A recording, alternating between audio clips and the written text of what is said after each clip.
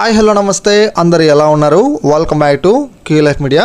ఆంధ్రప్రదేశ్ స్టేట్లో కొత్తగా రేషన్ కార్డుకి ఎవరైతే అప్లై చేసుకున్న వారు ఉన్నారో, ఆల్రెడీ రేషన్ కార్డు ఉండి రేషన్ కార్డులో ఎవరైనా సభ్యులను యాడ్ చేయించాలని ఎవరైతే అప్లై చేశారో, ఆల్రెడీ రేషన్ కార్డు ఉండి రేషన్ కార్డులో ఎవరైనా సభ్యుల్ని డిలీట్ చేయాలని ఎవరైతే అప్లై చేశారో వీళ్ళందరూ కూడా వాళ్ళకి అప్లికేషన్ స్టేటస్ అనేది ఎక్కడి వరకు వెళ్ళింది, ఎవరు యాక్సెప్ట్ చేశారు, ఎవరు రిజెక్ట్ చేశారో తెలుసుకోవాలని చెప్పేసి చాలామంది కూడా ఆతృత అయితే ఉంటూ ఉండింది.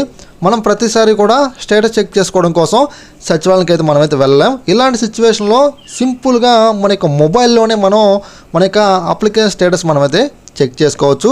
ఈరోజు ఈ వీడియోలో మనమైతే మరి మీ యొక్క మొబైల్లో కావచ్చు, మీ యొక్క కంప్యూటర్లో కావచ్చు, మీ యొక్క అప్లికేషన్ స్టేటస్ అనేది ఎలా చెక్ చేసుకోవాలి నేను మీకైతే స్టెప్ బై స్టెప్ చెప్తాను. ఎవరు కూడా వీడియో స్కిప్ చేయకండి, లాస్ట్ వరకు చూడండి. అంతేకాదు మీలో ఎవరైనా ఫస్ట్ టైం కనుక మనకి యూట్యూబ్ ఛానల్కి వచ్చినట్లయితే మీరైతే కంపల్సరీగా మనకి యూట్యూబ్ ఛానల్ని సబ్స్క్రైబ్ డైలీ ఫాలో అండి.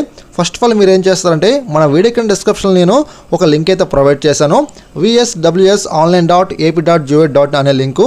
మీరు కనుక ఆ లింక్ మీద క్లిక్ చేసినట్లయితే డైరెక్ట్గా మీకు ఏపీ సేవా పోర్టల్ మీకు అయితే ఇలా ఓపెన్ అయితే అవడం జరుగుతుంది.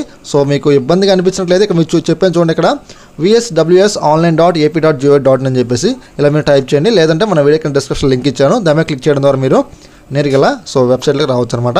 ఇక్కడ మనకు ఇంటర్వ్యూ ఆధార్ అంటారు.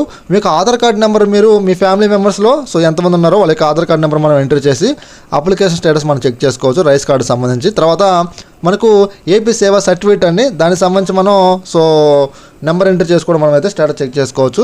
ఇక్కడ మనకు సర్వీస్ రిక్వెస్ట్ స్టేటస్ చెక్ అండి. సో ఇక్కడ మనకి ఏంటంటే మన రేషన్ కార్డుకి అప్లై చేసినప్పుడు, అంటే రైస్ కార్డుకి మనం అప్లై చేసినప్పుడు మన యొక్క మొబైల్కి ఒక SMS అయితే రావడం జరుగుతుంది అన్నమాట. సో ఒక రిక్వెస్ట్ నెంబర్ అని చెప్పేసి, అప్లికేషన్ నెంబర్ అని చెప్పేసి ఆ నెంబర్ మనం అయితే ఇక్కడైతే ఎంట్రీ చేయాలి. సో ఎంట్రీ చేసి ఇక్కడ సెర్చ్ అనే ఆప్షన్ కనిపిస్తుంది, ఇక్కడ మనం క్లిక్ చేద్దాం. క్లిక్ చేసిన తర్వాత ఇక్కడ మనకి ఏంటంటే క్యాప్చా అయితే అడుగుతారు, సో వెరిఫికేషన్ చేయమని చెప్పేసి. సో నేనైతే క్యాప్చా అయితే ఎంట్రీ అయితే చేస్తున్నాను. ఇక్కడ మన క్యాపిటల్ లెటర్స్, స్మాల్ లెటర్స్ అన్నీ కూడా ఉంటాయి, చూసుకొని ఎంటర్ చేయాలి. ఇక్కడ నేను సబ్మిట్ మీద ట్యాప్ చేస్తున్నాను. సబ్మిట్ మీద ట్యాప్ చేసిన తర్వాత ఇక్కడ మనకు డిస్ట్రిక్ట్ నేమ్ వచ్చింది, సో మండలం నేమ్ వచ్చింది, సెక్రటేరియట్ నేమ్ వచ్చింది, service name, citizen name, SLA status అని చెప్పేసి మనకు రావడం జరిగిందన్నమాట. ఇక్కడ మీరు చూసినట్లయితే డిజిటల్ అసిస్టెంట్ దగ్గర మనకు ఫుల్ గ్రీన్ ఉందండి, అంటే మనకు వర్క్ అయితే కంప్లీట్ అయిపోయింది ఆయన దగ్గర. సెకండరీ వచ్చేసి ఈకేవైసీ అండి, ఇది కూడా కంప్లీట్ అయిపోయింది. ఇక థర్డ్ వన్ వచ్చేసి విలేజ్ రెవెన్యూ ఆఫీసర్ దగ్గర కూడా మనకైతే కంప్లీట్ అయిపోయింది.